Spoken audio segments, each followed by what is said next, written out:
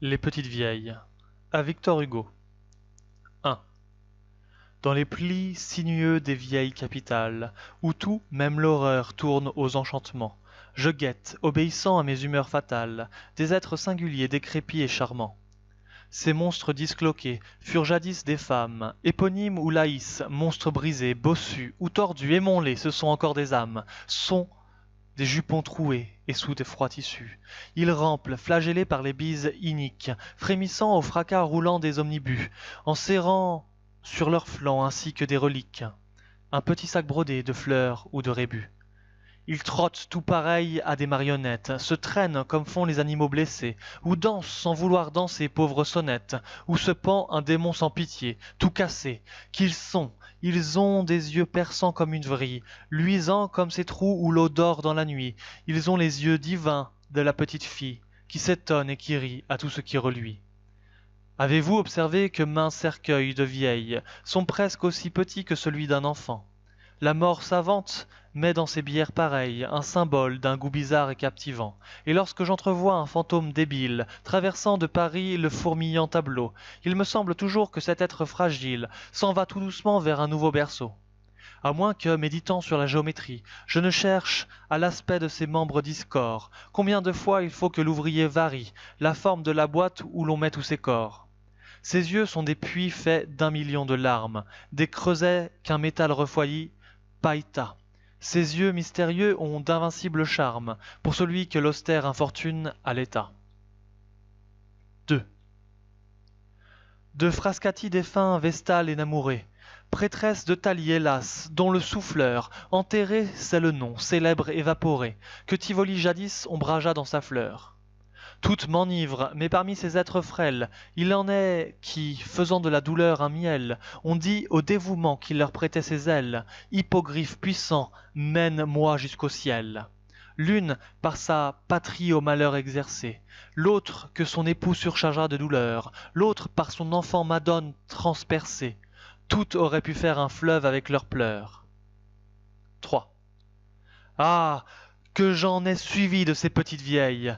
Une, entre autres, à l'heure où le soleil tombant ensanglante le ciel de blessures vermeilles, pensive, s'asseyait à l'écart sur un banc, pour entendre un de ces concerts riches de cuivre, dont les soldats parfois inondent nos jardins, et qui, dans ces soirs d'or où l'on se sent revivre, verse quelque héroïsme au cœur des citadins. Celle-là, droite encore, fière et sentant la règle, humait avidement ce chant vif et guerrier. Son œil parfois s'ouvrait comme l'œil d'un vieil aigle. Son front de marbre avait l'air fait pour le laurier. 4. Tel vous cheminez, stoïque et sans plainte, à travers le chaos des vivantes cités. Mère au cœur saignant, courtisane ou sainte, dont autrefois les noms partout s'étaient cités. Vous qui fûtes la grâce ou qui fûtes la gloire, nul ne vous reconnaît, un ivrogne incivil vous insulte en passant d'un amour dérisoire, sur vos talons gambade d'un enfant lâche et vil. Honteuse d'exister, ombre ratatinée, peureuse, le dos bas, vous côtoyez les murs, et nul ne vous salue, étrange destinée, débris d'humanité pour l'éternité mûre. Mais moi qui de loin tendrement vous surveille, l'œil inquiet fixé sur vos pas incertains, tout comme si j'étais votre père, ô merveille, je goûte à votre insu des plaisirs clandestins. Je vois s'épanouir vos passions novices, sombres ou lumineux, je vis vos jours perdus. Mon cœur multiplié jouit de tous vos vices, mon âme resplendit de toutes vos vertus. Ruine, ma famille, ô cerveau congénère, je vous fais chaque soir un solennel adieu. Où serez-vous demain, Ève octogénaire, sur qui pèse la griffe effroyable de Dieu?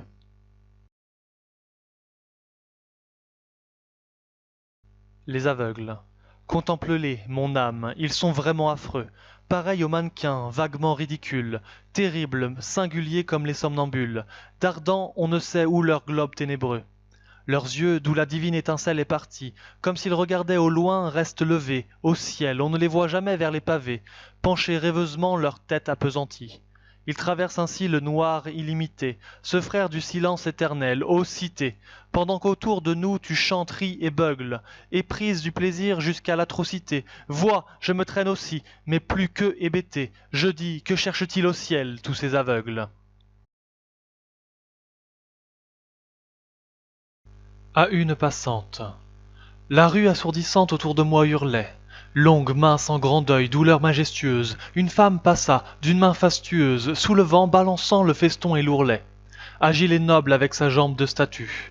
Moi, je buvais, crispé comme un extravagant, dans son œil, ciel livide où germe l'ouragan, la douceur qui fascine et le plaisir qui tue. Un éclair puis la nuit, fugitive beauté, dont le regard m'a fait soudainement renaître, ne te verrai-je plus que dans l'éternité. Ailleurs, bien loin d'ici, trop tard, jamais peut-être, car j'ignore où tu fuis, tu ne sais où je vais. Ô toi que j'eusse aimé, ô toi qui le savais.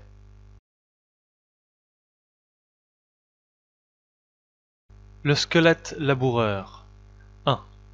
Dans les planches d'anatomie qui traînent sur ces quais poudreux, où maint livre cadavéreux dort comme une antique momie, dessin auquel la gravité et le savoir d'un vieil artiste, bien que le sujet en soit triste, ont communiqué la beauté. On voit ce qui rend plus complète ces mystérieuses horreurs, bêchant comme des laboureurs, des écorchés et des squelettes. 2. De ce terrain que vous fouillez, manant, résigné et funèbre, de tout l'effort de vos vertèbres ou de vos muscles dépouillés, dites quelle moisson étrange, force à arracher au charnier, tirez-vous et de quel fermier avez-vous à remplir la grange?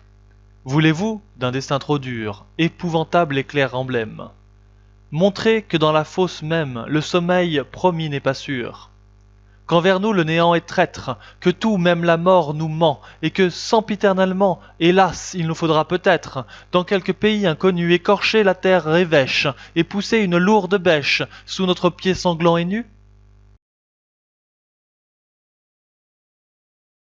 Le crépuscule du soir.